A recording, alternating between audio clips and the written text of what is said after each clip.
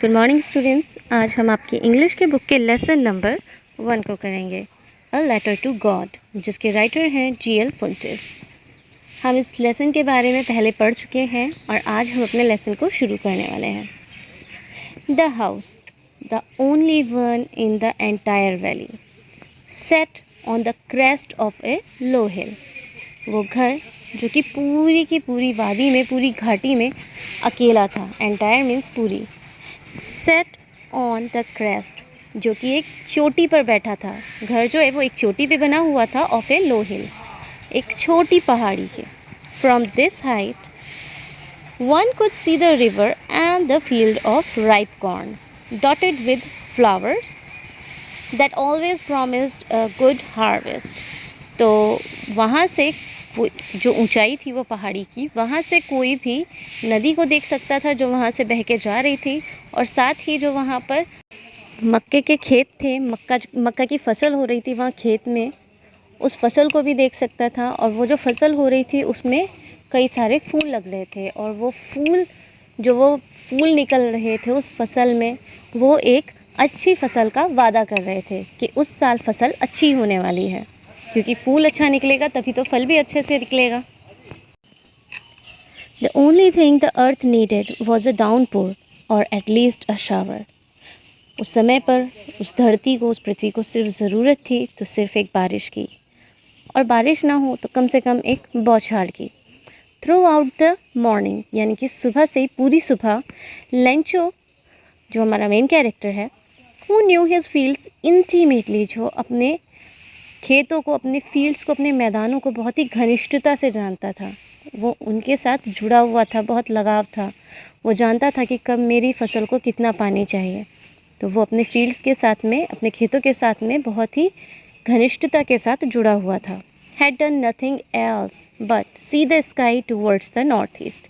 अब वो लेंटो जो है वो सुबह से कुछ नहीं कर रहा था, वो सिर्फ आसमान की तरफ देखे जा रहा था। कहाँ पे? उत्तर पूर्व की तरफ। क्यों? वो अब हमें आगे पता चलेगा। Now we are really going to get some water women. वो अपनी पत्नी से कहता है कि अब हमें कुछ अच्छे से पानी मिल जाएगा अपने खेतों के लिए।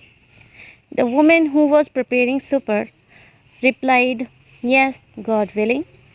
और जो औरत यहाँ पर उसकी पत्नी है, पता नहीं औरत अपनी पत्नी से वो कहता है कि अब हमें अच्छे से पानी मिलने वाला है आज।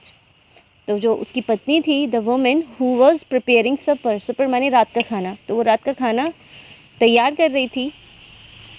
रिप्लाइड, उसने जवाब दिया, हाँ जैसी भगवान की इच्छा, गॉड विलिंग, भगवान की जैसी इच्छा। The older boys were working in the fields, जो बच्चे लड़के थोड़े से बड़े थे, वो खेतों में काम कर रहे थे। While the smaller ones were playing near the house, और जबकि छोटे वाले जो थे ना, वो घर के पास खेल रहे थे। Until the woman called to them all, जब तक वो जो महिला थी उन्होंने उन सबको बुला नहीं लिया, यानी कि लेंचो की पत्नी ने। Come for dinner, खाना खाने के लिए आओ, उसने सबको आवाज़ लगाई। It was during the meal that just as Lencho had predicted, ये जब वो लोग भोजन कर रहे थे, उस खाने के दौरान ही, जैसा कि लेंचो ने कहा था, जैसे उसने प्रेडिक्ट किया था, उसने भविष्यवाणी की थी, वैसे ही हुआ भी।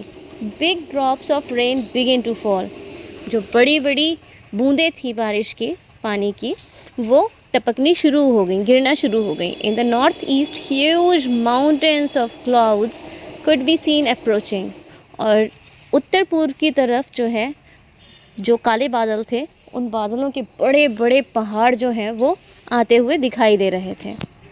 द एयर वॉज फ्रेश, बारिश के पहले जैसे हो जाती है हवा एकदम ताज़ी, वैसे ही हवा जो ताज़ी थी एंड स्वीट थी और मीठी थी, यानी कि अच्छी लग रही थी।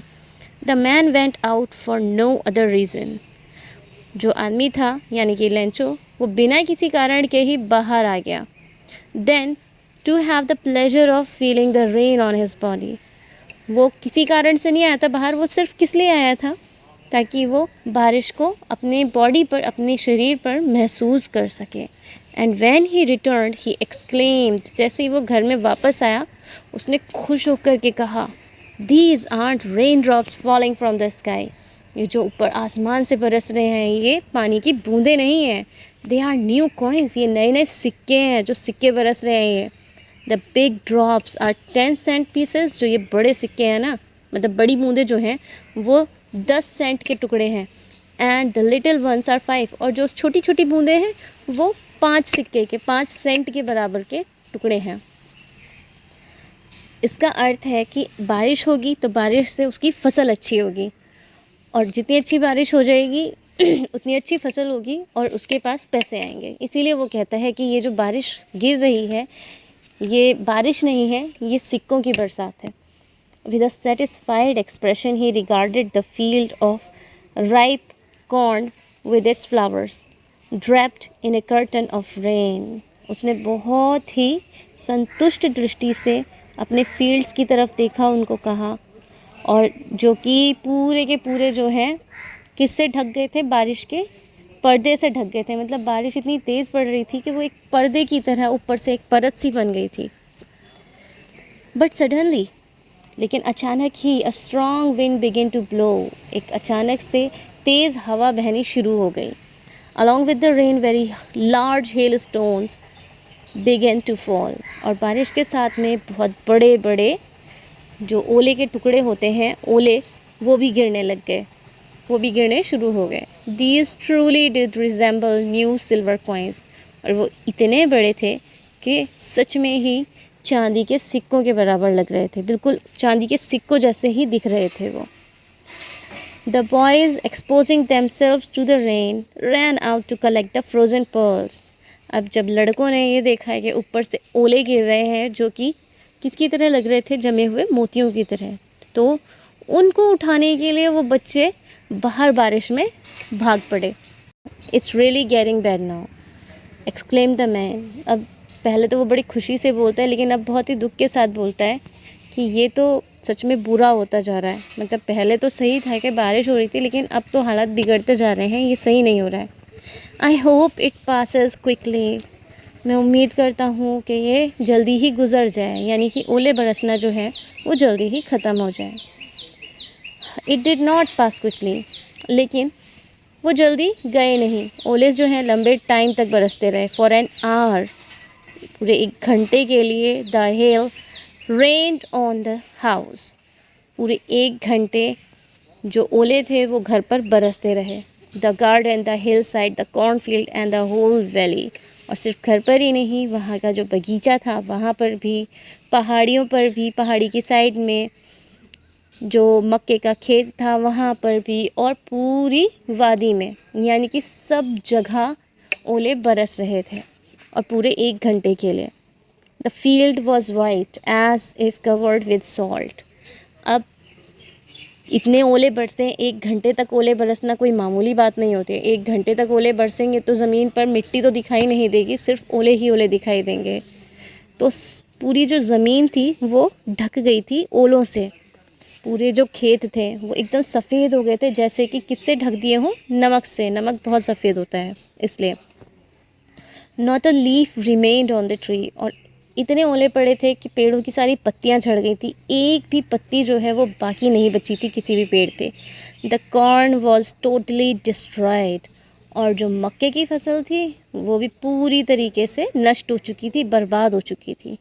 The flowers were gone from the plants, पौधे पर जो फूल लग रहे थे जिन्हें देख कर के कहा जा सकता था कि अब की फसल अच्छी होगी, वो सारे फूल उन पौधों से झड़ चुके थे मक्के के। Lencho's soul was filled with sadness, अब कुछ समय पहले जो लेंचो बारिश को देख के खुश हो रहा था, अब वो अपने खेत की ऐसी हालत देख करके दुख से भर गया। उसकी आत्मा पूरी दुख से भर गई, बहुत दुखी हो गया। When the storm had passed, जब तूफ़ान जो है वो चला गया, ख़त्म हो गया, he stood in the middle of the field and said to his sons, जब तूफ़ान चला गया तो वो अपने खेत के बीच में गया और वहाँ खड़े होकर के उसने अपने बच्चों से कहा, अपने लड़कों से कहा, अ plague of locust would have left more than this, the hell has left nothing. वो अपने लड़कों से कहता है कि कम से कम जो टिड्डियों का झुंड आता है वो भी इससे ज़्यादा फसल को छोड़ के जाता है। वो नष्ट तो कर देता है लेकिन कुछ तो छोड़ के जाता है, लेकिन ओलों ने तो कुछ भी नहीं छोड़ा। This year we will have no corn, और इस साल अब हमें बिल्कुल भी मक्का नहीं मिलेगी। That night was sorrowful one, और वो रात जो थी वो बहुत ही दुख भरी थी, बहुत ही उदासीन थी। All our work for nothing, there is no one who can help us, we will go hungry this year. अब उसके मन में ये ख्याल आ रहे थे कि हमारा जो काम था, इतनी मेहनत हमने करी, उसका कोई फल नहीं मिला, वो किसी काम का नहीं रहा। All our work for nothing, there is no one who can help us. अब ऐसा कोई भी नहीं है जो हमारी मदद कर सके। हम अब इस साल भूखे ही रहेंगे। But in the hearts of all who lived in that solitary house in the middle of the valley, there was a single hope, help from God. लेकिन उन सब के दिलों में, किनके दिलों में, जो उस एकांत घर में रह रहे थे, सॉलिटरी अकेले घर में रह रहे थे, जो पूरी घाटी के बिल्कुल बीच में था, उन लोगों के दिलों में जो उस घर में रह रहे थे, एक होप थी, एक आशा थी, सिर्फ एक सिंगल किरण थी आशा की। वो क्या थी? भगवान से मदद की। Don't be upset even though this seems like total loss. Remember, no one dies of hunger. That's what they say, no one dies of hunger. अब उनके दिमाग में ये बातें आ रही थी कि ठीक है, अपसेट मत हो, ख़राब हो गई फसल, कोई बात नहीं, अपना मन उदास मत करो। बेशक ये बिल्कुल ही हमारा बहुत बड़ा नुकसान हो गया है, बिल्कुल ही सत्यानाश हो गया है, लेकिन ये बात याद रखो, remember, no one dies of hunger, कोई भी भूख से नहीं मरता है। दैट्स व्हाट दे से, हाँ यही लोग कहते हैं, वे लोग कहते हैं या लोग कहते हैं, no one dies of hunger, कोई भूख से नहीं मरता है। All through the night Lencho thought only of this his one hope. पूरी रात जो है लेंचो सिर्फ अपनी उसे एक आशा के बारे में ही सोचता रहता है। द हेल्प ऑफ गॉड, भगवान की सहायता। Whose eyes as had been instructed see everything even what is deep in one's conscience. वो भगवान जिसकी आंखें जो हैं सभी को इंस्ट्रक्ट करती हैं, निर्देश देती हैं, सब कुछ देखती हैं, और साथ ही ये नहीं कि जो ऊपर ऊपर दिखाई दे रहा है वही नहीं, बल्कि उन्हें वो भी पता रहता है जो किसी इंसान के कंसाइंस यानी मन के अंदर चल रहा होता है। Lencho was an ox of a man, Lencho जो है वो किसी आदमी के एक बैल के समान था, यानी कि वो बहुत मेहनत करता था एक बैल की तरह। Working like an animal in the fields, खेतों में ऐसे काम करता था जैसे कि कोई जानवर हो। But still he knew how to write, लेकिन फिर भी उसको पता था कि लिखा कैसे जाता है, पढ़ाई लिखाई कैसे की जाती है। द फॉलोइंग संडे, फिर उस मतलब आगे जो आने वाला था संडे, उसी दिन एट डे ब्रेक, जब सुबह हुई, he began to write a letter, उसने एक लेटर लिखना शुरू किया, which he himself would carry to town, जिसे वो खुद शहर तक लेके जाएगा, and place in the mail, और उसमें डालेगा, मेल बॉक्स में डालेगा। It was nothing less than a letter to God, और वो कुछ नहीं था, सिर्फ एक लेटर था भगवान के लिए। अब हम इसके बारे में कल पढ़ेंगे कि उसने उस लेटर में क्या लिखा था। आज सिर्फ इतना।